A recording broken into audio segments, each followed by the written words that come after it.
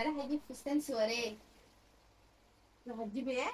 فستان سواريه رايحه اشتريه. ليه يا اختي؟ كده عندي مناسبه. مناسبة ايه دي؟ في فرح في العيله. فرح في العيلة؟ اه. ما انت عندك اتنين. طب وايه يعني؟ هو انت كل مناسبة عندك تروحي تجيبي فستان فستان وتركني؟ ايوه كل مناسبه جدد وانا احضر بكل مناسبه بنفس الفستان. لا ازاي؟